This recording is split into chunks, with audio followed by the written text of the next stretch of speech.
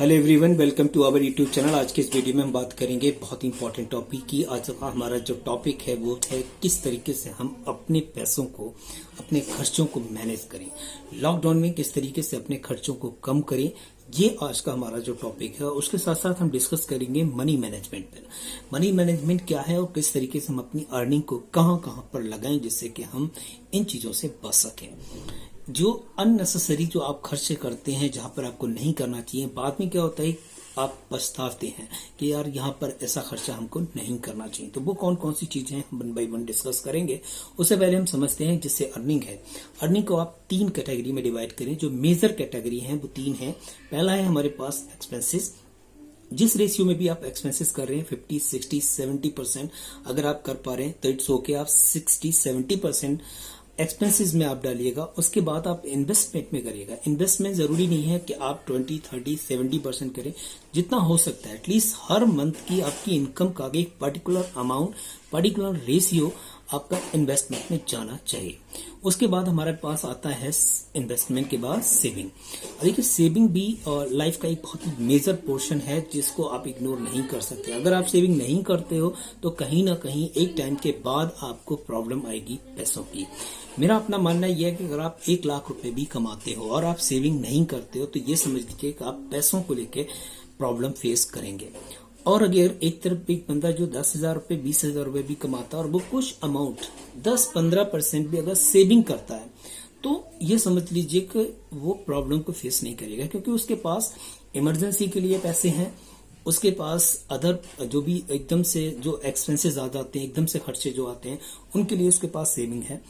कभी भी in future अगर ऐसा होता है कि उसकी अर्निंग किसी वजह से इफेक्ट होती है, रुक जाती है, तो कम से कम उस सेविंग में से वो खर्चे कर सकता है। और एक बंदा 1 लाख रुपए महीने कमाता है लेकिन वो खर्चे सारे के सारे क्या करता है, खर्च कर लेता है। कुछ भी सेविंग नहीं करता है, न कोई इन्वेस्टमेंट करता है।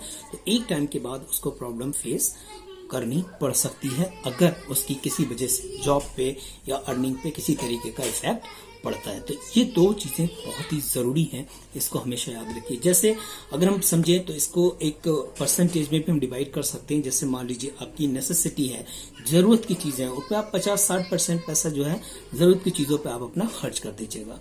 उसके बाद आपका आता है इमरजेंसी। इमरजेंसी के लिए 10 से 15% आप अपना सेविंग करिएगा। एक इमरजेंसी फंड है, कहीं पर भी एकदम से जैसे मेडिकल इमरजेंसी आज गई तो आप हम एटलीस्ट वहां पर खर्च कर सकते हैं।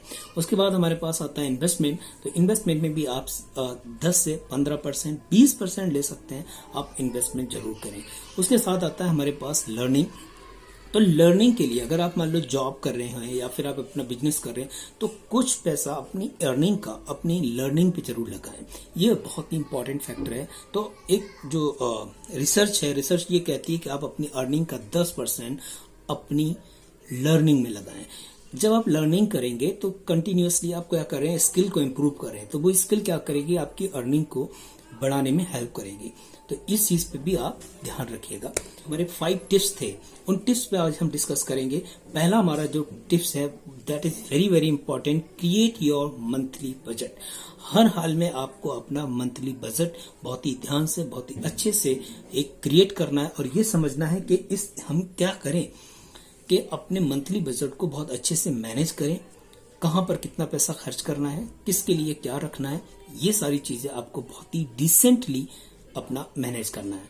जैसे मैं आपको फिर भी रिकमेंड करूंगा कि सेविंग में आप 15 से 20% जरूर बना के रखें। आप अपनी इनकम का 15 से 20% सेविंग होना चाहिए और 15 से 20% आप इन्वेस्टमेंट में जरूर लगाएं। सेविंग मंथली जो है is the most important factor. Monthly saving करें। आप यह देखें कि नहीं साल के आखिर में मैं 1 से 2 लाख 5 लाख रुपए बचा लूंगा, डजंट मैटर। ये कोई प्लान नहीं है। अगर आपको प्लान करना है तो आपको मंथली बजट बनाने होंगे और मंथली बजट में आपको देखना है कि मुझे कहां पर जरूरी खर्चे हैं, कहां पर ऐसे खर्चे जिनको मैं इग्नोर कर सकता हूं।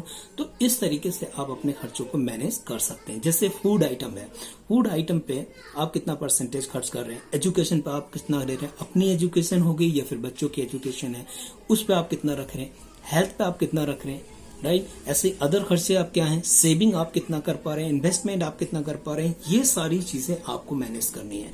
अगर आप इन पे मैनेज कर पाते हैं तो डेफिनेटली बहुत अच्छे से आप जो है अपने खर्चों को मैनेज कर पाएंगे। दूसरा जो हमारा पॉइंट है दैट इज सेविंग प्लान।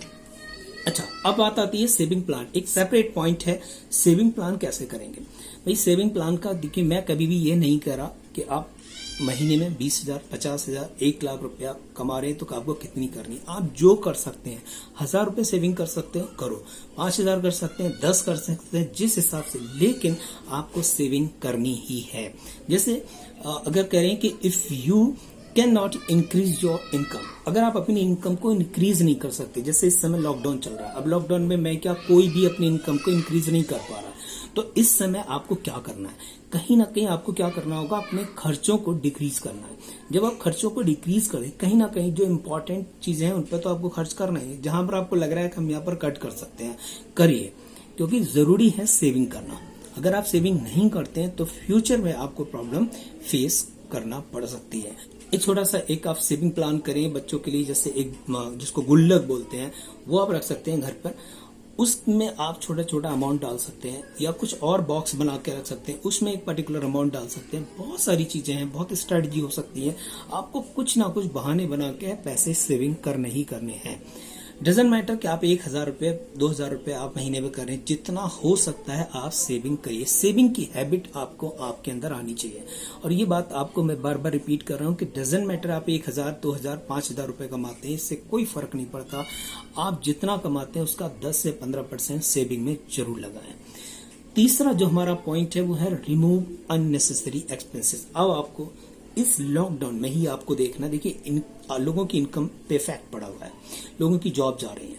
लोगों की जब जॉब जा रही है, किस लोगों की क्या हो रहा है, इनकम हाफ हो गई। हाफ मीन्स कुछ परसेंटेज कम हुआ है, या इनकम जब बढ़ नहीं रही है, तो अब हमें क्या करना चाहिए। तो हमें कुछ ऐसे खर्चे हैं जिनको रिमूव कर देना चाहिए। फॉर एग्जाम्पल, जैसे आप रेस्टोरेंट में खाना खा रहे हैं, वीकली हो सकता है आप हफ्ते में 2 बार 3 बार रेस्टोरेंट में जाके खाना खा रहे हैं, तो आप उसको कम कर दीजिएगा। घर पे खाएं खाना, क्या जरूरी है रेस्टोरेंट में जाने के लिए, कोई जरूरी नहीं है रेस्टोरेंट में जाके खाना खाने की, क्योंकि 100 रुपीज का जो फूड आप रेस्टोरेंट में खाते हो वो 500 में आप खा रहे हैं। घर बना के खाएं, टेस्ट भी आएगा, हेल्दी रहेगा, राइट। तो इस चीज पर भी आप फोकस दें। दूसरा पॉइंट है आपके पास स्मोकिंग और ड्रिंकिंग, बिल्कुल छोड़ दें। अगर हो सकता है, पॉसिबल है आपके लिए, तो बिल्कुल छोड़ दीजिएगा, क्योंकि ये चीजें आपके क्या करेंगी, हेल्थ को भी इफेक्ट करेंगी और आपके खर्चों को भी बढ़ाएंगी। ट्रांसपोर्ट हो सकता है तो आप पर्सनल ट्रांसपोर्ट का यूज ना करें, पब्लिक ट्रांसपोर्ट का यूज करें। तो इस तरीके से आप कहीं पैसों को भी बचाएंगे और कहीं ना कहीं एनवायरनमेंट को भी हेल्थी बनाने में आप हेल्प करेंगे। तो दूसरा है रेंट।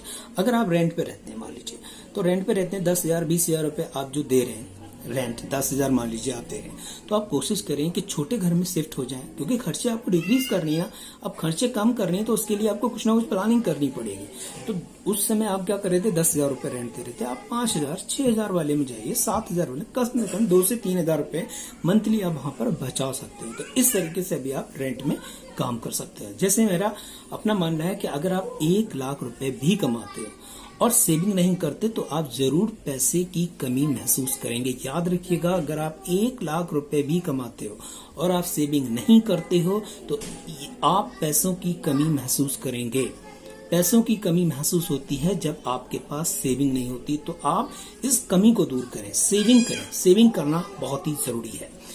हमारे पास 4th पॉइंट है फाइंड ऑल्टरनेटिव। क्या होते हैं, जैसे मान लीजिए आप ब्रांडेड कपड़े पहनना पसंद करते हैं सपोज, तो ब्रांडेड ना पहन के आप नॉन ब्रांड पहनिएगा। दिक्कत क्या है, आपको चीज वही मिल रही है, बस एक टैग नहीं मिलेगा, इतना ही तो फर्क हो सकता है। जैसे आप कॉफी पीते हैं, कॉफी की जगह आप चाय पीना शुरू कर दीजिएगा। ऑल्टरनेट आपको फाइंड आउट करना है। पब्लिक ट्रांसपोर्ट की जगह, या जिससे कार है, आप पर्सनल कार यूज करते हैं, तो पर्सनल कार की जगह आप पब्लिक ट्रांसपोर्ट यूज करना शुरू कर दीजिएगा, है ना। जैसे मान लीजिए फॉर एग्जांपल फूड की हम बात करें, आप 80 रुपीज पर केजी के वाला जो राइस आप यूज करते थे, खाते थे, अब उसको 60 रुपीज में कर दीजिएगा, है ना। 60 रुपीज वाला खाना शुरू कर दीजिएगा, 50 वाला शुरू कर दिए, एटलीस्ट 30 रुपीज आप पर केजी आप सेविंग कर रहे हैं ना। इस तरीके से आप सेविंग अपना प्लान कर सकते हैं हर एक चीज में। आप, मैं ये नहीं कर रहा कि एक पर्टिकुलर अमाउंट में, हर एक चीज में आप सेविंग कर सकते हैं अगर आप करना चाहते हैं तो। और सेविंग अगर आपने कर दिया तो आपकी जो इनकम है उसको फर्क नहीं पड़ेगा। है ना। जैसे मान लीजिए आपकी इनकम 20,000 रुपए थी, अब आपकी इनकम डिक्रीज होकर वो हो गई 15,000 रुपए, तो आपको क्या करना है, अपने खर्चे 5,000 रुपए कम कर देनी है, आपको फर्क पड़ने वाला नहीं है बिल्कुल भी। तो इस तरीके की आप स्ट्रेटजी बनाएं, प्लानिंग करें। अगला पॉइंट है हमारे पास, do not run about after brand. कभी भी ब्रांड के पीछे आपको नहीं भागना है अब, क्योंकि ब्रांड क्या करता है, जितने का जो आइटम है उससे डबल पैसे वो ब्रांड के भी लेता है। तो आपको ब्रांड के पीछे बिल्कुल नहीं भागनी है, याद रखेंगे, ब्रांड के पीछे आपको नहीं भागना है। नॉन ब्रांड आप यूज कर सकते हैं, जरूरी नहीं है ब्रांड के पीछे भागना। तो इसलिए ब्रांड को छोड़ें, नॉन ब्रांड पे आ जाएं।